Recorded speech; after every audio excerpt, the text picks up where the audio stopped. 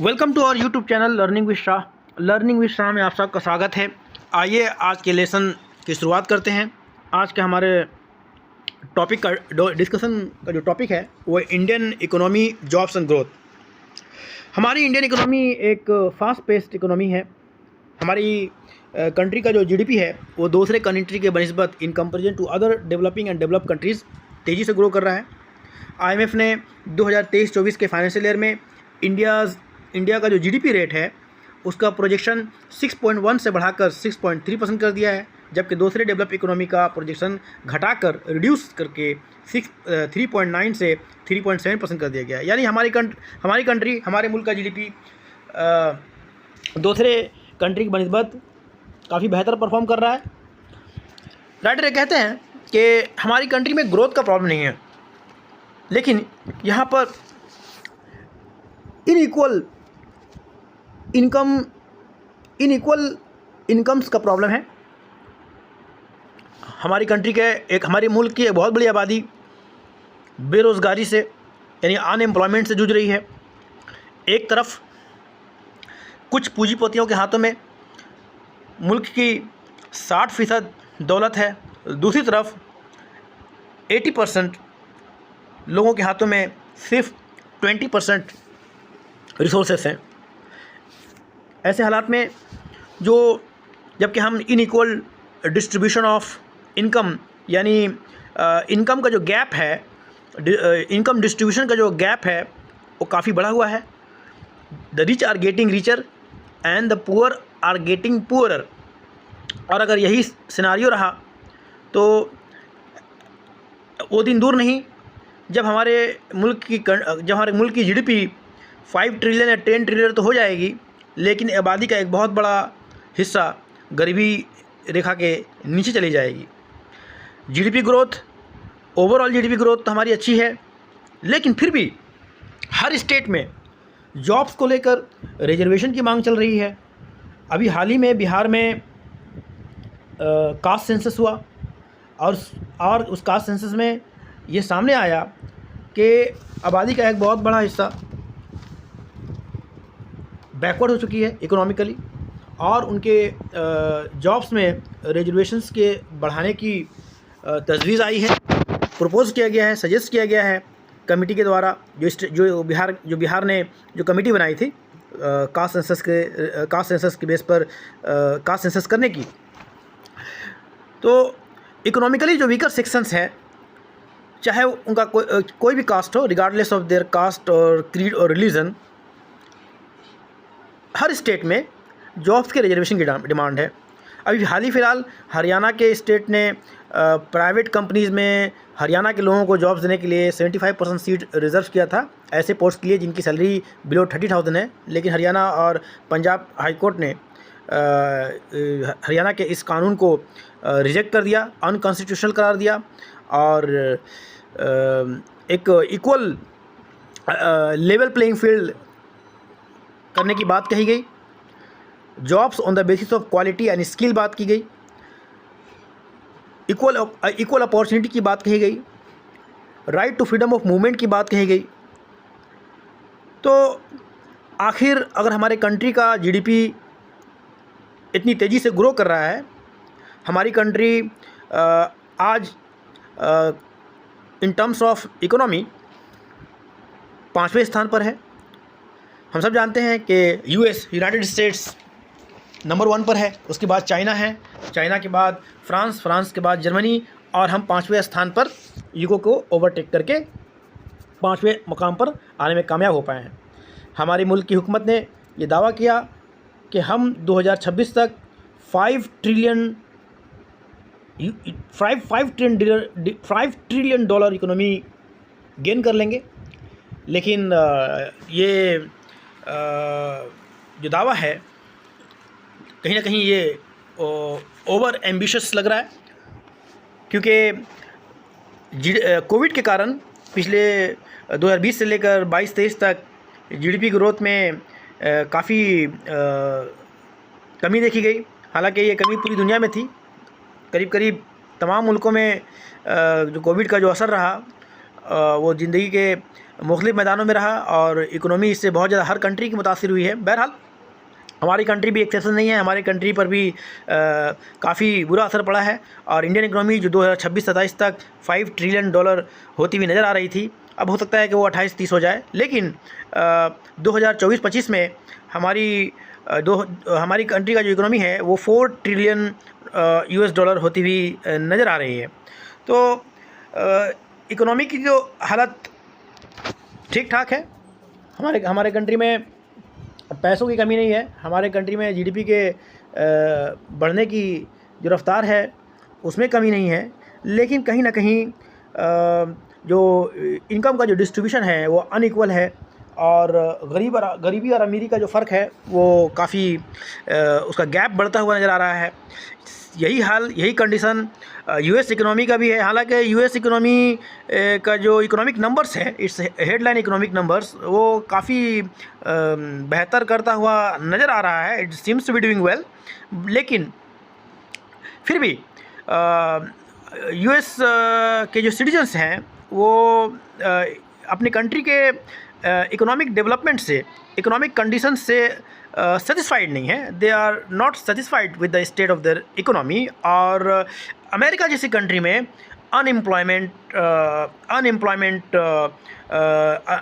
का प्रॉब्लम है, बेरोज़गारी का प्रॉब्लम है और वहाँ की कंट्री अमेरिका फ़र्स्ट की पॉलिसी अपनाए हुए है कि पहले जो है अमेरिका के लोगों को अमेरिका में जॉब्स दिया जाए, उसके बाद बाहर के लोगों को। हालांकि ये पॉलिसी डोनाल्ड ट्रंप के अंडर में अडॉप्ट किया गया था, डोनाल्ड ट्रंप गवर्नमेंट ने इसको अडॉप्ट किया था। लेकिन कहीं ना कहीं ये इस यूएस की जो इकोनॉमिक कंडीशन है, माशी हालत है, ये उसको भी दर्शाता है, दिखाता है। और हो सकता है कि बहुत जल्द, जबकि यूएस में जो है अगले साल उसका प्रेसिडेंशियल इलेक्शंस होने वाले हैं, तो ये जो मुद्दा है बेरोज़गारी का, अनएम्प्लॉयमेंट का, वो एक बहुत बड़ा रोल प्ले करेगा। बहरहाल हमारे कंट्री का जो कंडीशन है थोड़ा यूनिक है। हमने 1990 के दशक में अपने कंट्री को ओपन किया, अपने इकोनॉमी को ओपन किया। हम 1990 तक एक कंजर्वेटिव पॉलिसी अपनाए हुए थे। इंदिरा गांधी ने 1969 में 14 बैंकों को नेशनलाइज किया था। उसके बाद 1972 में उन्होंने प्रीवी पर्स का जो कानून था, राजा महाराजाओं को जो पेंशन दिए जाते थे उनको बंद किया। पब्लिक सेक्टर यूनिट्स PSUs को बढ़ावा दिया गया और प्राइवेट जो कंपनीज है उन पर शिकंजा कसा गया। लेकिन इंदिरा गांधी के असैसिनेशन के बाद जब राजीव गांधी प्राइम मिनिस्टर बने तो उन्होंने मॉडर्नाइजेशन पर ध्यान दिया, कंप्यूटराइजेशन को इंट्रोड्यूस किया, तारुफ करवाया कंट्री में। और 1990 तक आते आते under the leadership of PV Narasimha Rao, जो कि उस वक्त प्राइम मिनिस्टर थे, और doctor Manmohan Singh, the former prime minister of India, जो कि उस वक्त फाइनेंस मिनिस्टर थे, उनकी क़यादत में, उनके लीडरशिप में मुल्क में एक बहुत बड़ा रिफॉर्म लाया गया, जिसे हम LPG, लिबरलाइजेशन, प्राइवेटाइजेशन और ग्लोबलाइजेशन के नाम से जानते हैं। हमारी कंट्री की इकोनॉमी को ओपन कर दिया गया फॉरेन डायरेक्ट इन्वेस्टमेंट के लिए, प्राइवेट कंपनीज़ के लिए, और हमारी कंट्री को इंटीग्रेट किया गया ग्लोबल इकोनॉमी के साथ। और हमने अपनी कंट्री के इकोनॉमी को बेहतर बनाने के लिए शॉर्टकट रास्ता अपनाया। हमने डायरेक्ट एग्रीकल्चर से सर्विस सेक्टर में जंप किया। हमारे मुल्क के पॉलिसी मेकर्स ने ये सोचा कि शायद हमने एक शॉर्टकट, एक ऐसा रास्ता ढूंढ लिया है जिससे हम अपनी कंट्री को, इकोनॉमी को बहुत जल्द बहुत आगे ले जा सकते हैं। इसका नतीजा ये हुआ कि हम तो सर्विस सेक्टर में जंप कर गए, और सर्विस सेक्टर जो है हमारे मुल्क की GDP में, इकोनॉमी में एक बहुत बड़ा रोल प्ले करती है। और यहाँ तक कि एग्रीकल्चर और मैन्युफैक्चरिंग को अगर मिलाकर देखा जाए तो भी वो इस सर्विस सेक्टर से पीछे है। सर्विस सेक्टर का योगदान अराउंड 55% है इंडिया के GDP में, जबकि एग्रीकल्चर का जो कंट्रीब्यूशन है वो दिन ब दिन कम होता जा रहा है। इट्स अराउंड 14 और 15%, एंड जो मैन्युफैक्चरिंग सेक्टर का कंट्रीब्यूशन है वो 30% के 25 to 30% के बीच में है कहीं ना कहीं। बहरहाल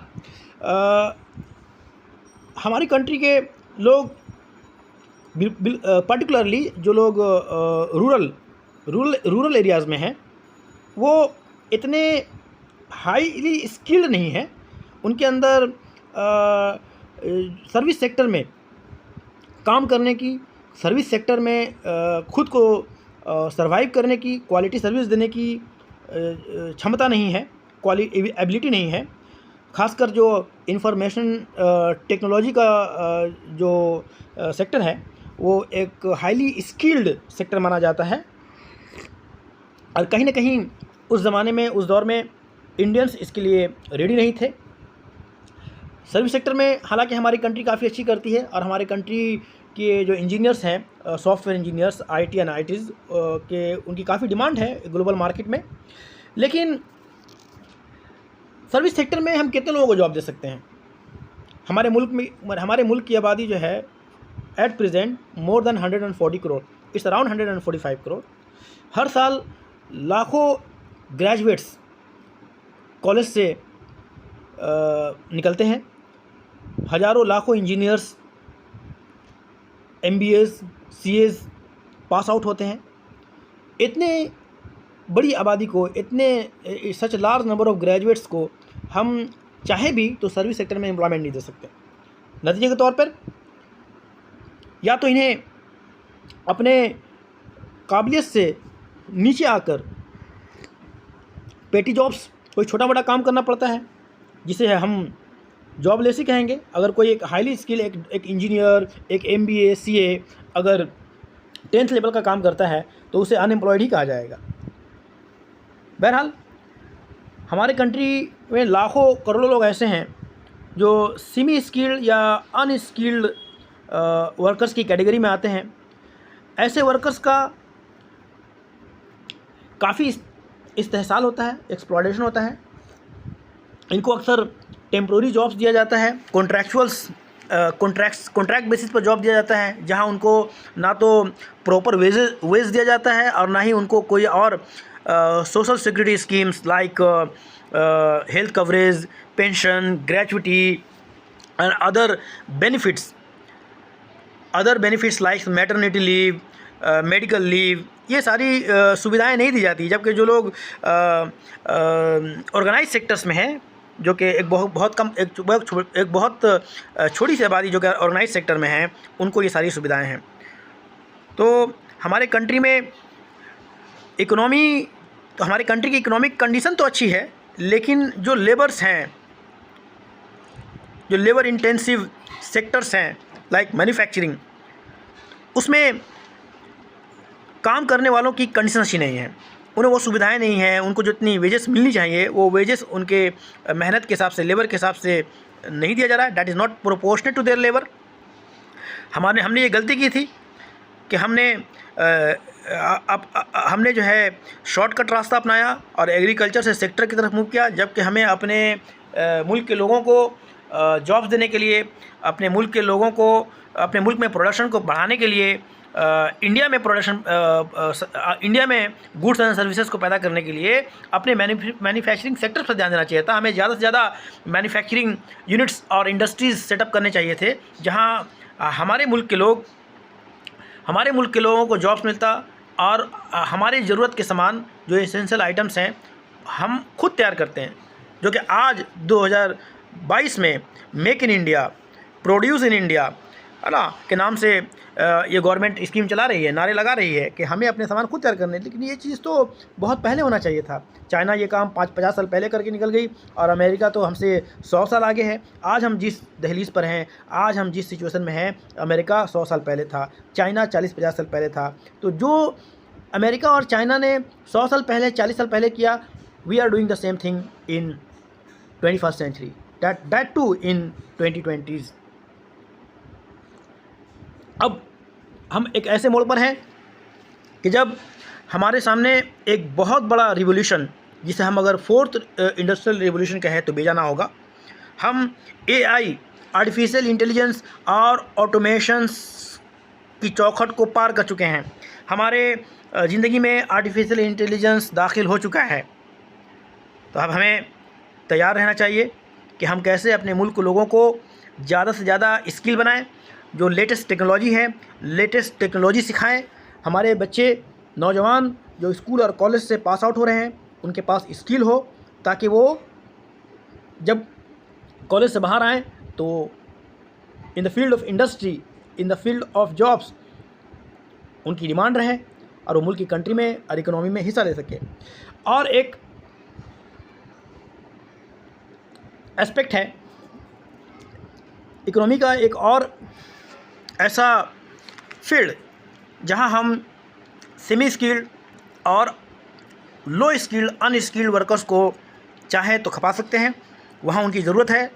आज के क्लाइमेट चेंज के इस दौर में, जबकि माहौल का तवाज़ुन, इकोलॉजिकल बैलेंस काफ़ी बिगड़ता हुआ नज़र आ रहा है, temperature rise, green house gas के इमिशंस के कारण काफ़ी तेज़ी से बढ़ता हुआ दिखाई दे रहा है। और अगर यही हाल रहा तो इस 21वीं सदी के एंड तक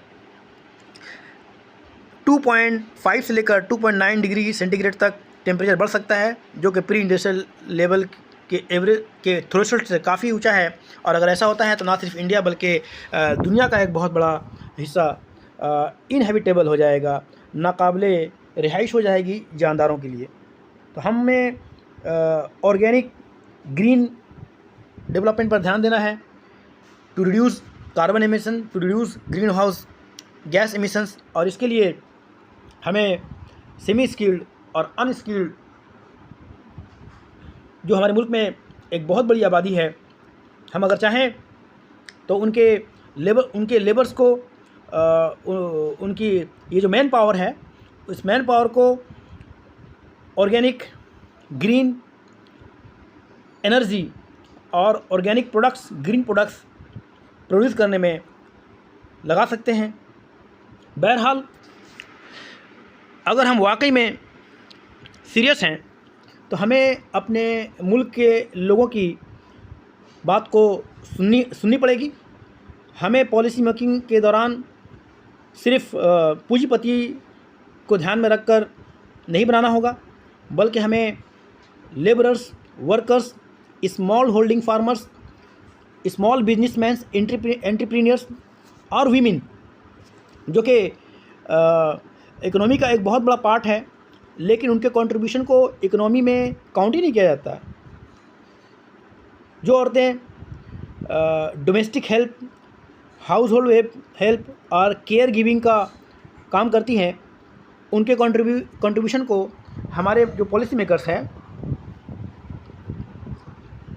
अपनी कैलकुलेशन से बाहर रखते हैं, जबकि वो हमारे मुल्क के डेवलपमेंट में एक बहुत बड़ा रोल प्ले करती हैं। यहाँ तक कि जो हाउस वाइफ्स हैं, जो घर में बैठकर डोमेस्टिक काम अपने घर को संभालती हैं, बच्चों की परवरिश करती हैं, बच्चों को अपने हस्बैंड्स को सर्व करती हैं, तो कहीं ना कहीं उनका जो रोल है हमारे इकोनॉमी में, हमारे कंट्री को आगे ले जाने में काफ़ी अहम है। अगर घर की औरतें और घर ना संभालें, अगर औरतें घर ना संभालें, हाउस वाइफ, तो हमारे जो बच्चे हैं या फिर जो बड़े लोग हैं जो ऑफिस में जाकर, कारखानों में जाकर काम करते हैं और मुल्क की इकोनॉमी में हिस्सा लेते हैं, तो उनका योगदान भी नहीं हो पाएगा अगर ये औरतें ना हों। तो औरतों का जो कंट्रीब्यूशन है कहीं ना कहीं वो हिडन है, और हमें चाहिए कि हम एक ऐसी पॉलिसी बनाएं जिसमें औरतों का जो कंट्रीब्यूशन है, महिलाओं का जो कंट्रीब्यूशन है, उसको in terms of economic value हम उसे काउंट कर सकें। और एक्सपर्ट्स